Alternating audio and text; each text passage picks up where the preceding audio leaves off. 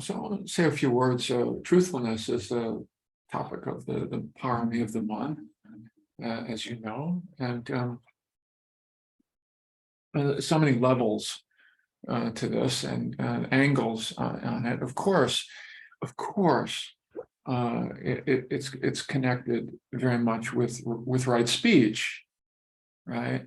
With clearly part of right speech is not lying, not sharing, not creating falsehood, not fibbing, not in that whole space, in the public space, in the interpersonal space, being more truthful in that sense, more honest and straightforward. And a lot, but that's covered in right speech, a lot of that. So why is truthfulness a parami? One of the places where they go a lot with it in the suttas, truthfulness. It's very much connected with the Four Noble Truths, and whether our truthfulness is beginning to align or realign or more closely align with the Four Noble Truths or not. Yeah. And the reason for that being, the underpinning for that is that it's when there's as the deeper alignment with the Four Noble Truths starts to show up in our lives, that is considered to be the path to the deeper sense of contentment and happiness that we've all been looking for forever. That's the underlying sensibility of that, and to break that down further, it's the ways that we are wired to and conditioned to seek for happiness, mostly in our lives, has been through trying to arrange our lives externally and internally in more favorable ways, favorable ways. To invite the good, to keep the good around, to keep the stuff that's uncomfortable away, out in the world and internally, etc., etc. And that while there's in conventional truth, there's when they're called in samsara, the thousand joys and the thousand sorrows. Yeah, there are the thousand joys of that approach to seeking happiness as well. There's a lot of possible joy in that. That as we drill down a bit more deeply, there's something inherently limiting from the Buddhist psychology point of view in that approach, because one of the things that we see as we look more closely and more continuously at our experience and more broadly at our experience, is that it's all impermanent. All of it. All the time. Changing all the time. And so there's an inherent conflict here in terms of, wanting something to stay that's not going to stay.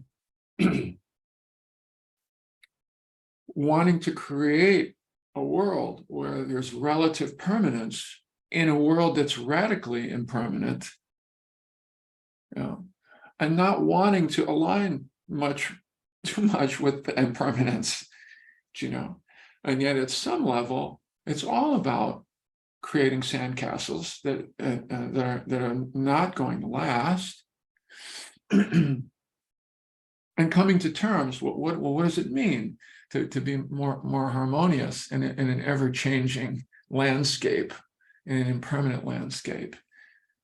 And so part of it is beginning in terms of truthfulness, is to be beginning to take a closer look at what's going on there. There's a wonderful Tibetan prayer that I love.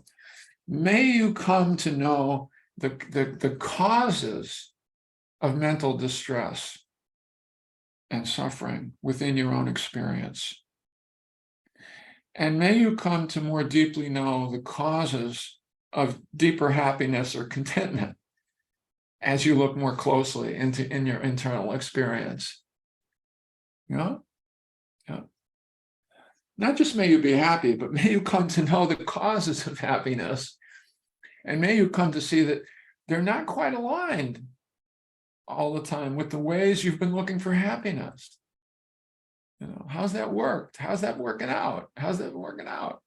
Everything's changing. It's all slip sliding away all the time, you know?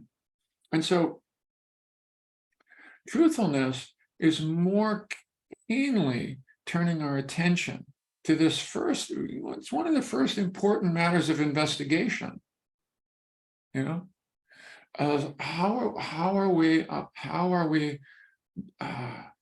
what's going on here in our search for happiness, and how's that worked out so far, and what's going on there, and what is this other way that the Buddhism is talking about?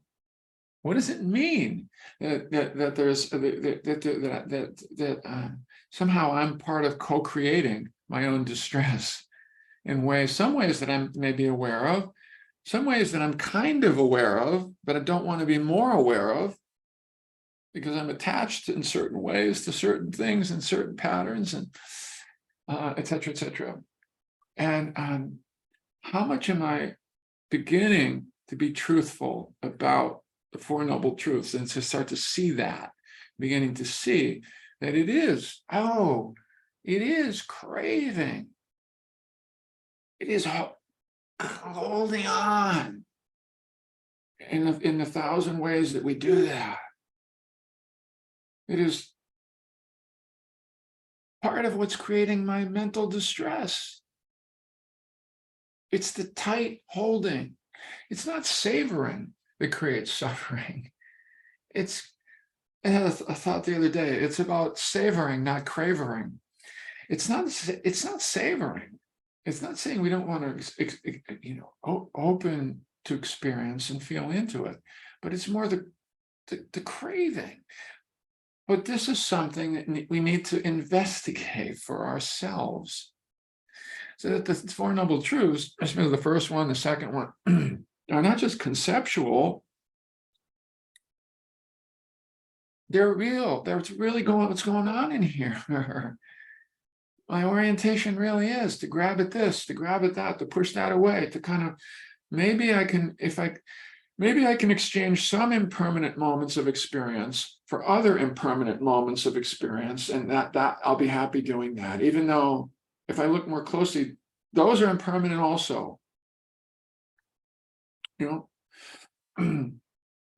that is really, when you look at the suttas, it's like the truthfulness is about, are you seeing things more truly along the axis of the Four Noble Truths?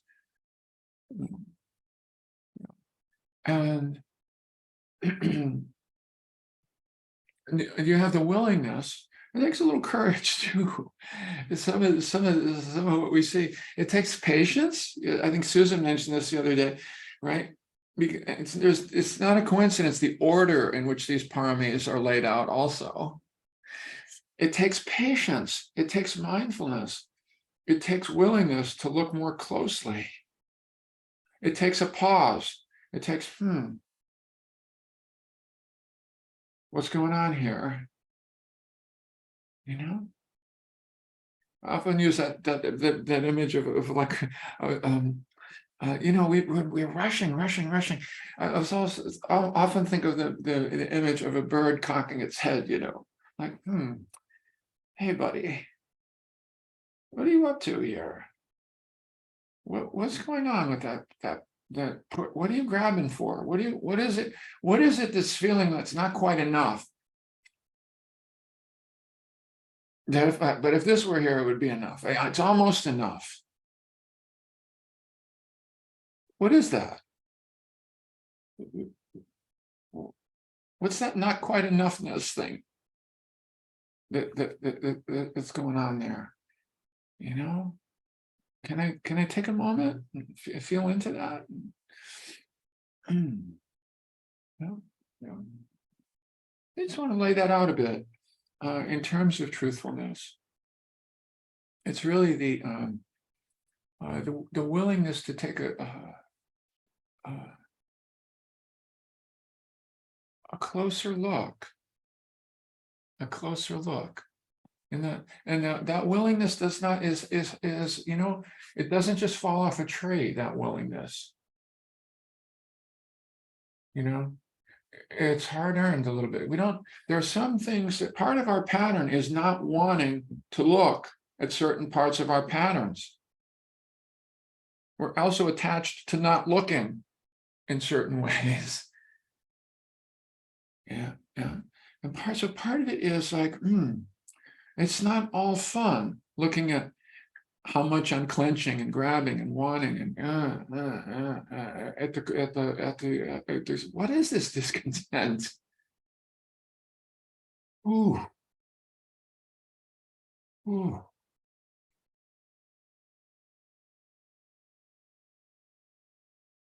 Um, but it's part of the it's part of the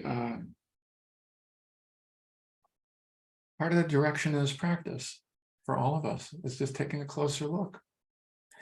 Taking a closer look at what we've been up to, and not again. It's nice to have a little kindness aboard too when we do this kind of looking. It's not about further judging. It's just like, oh, ooh, I didn't know this was going on this much of the time.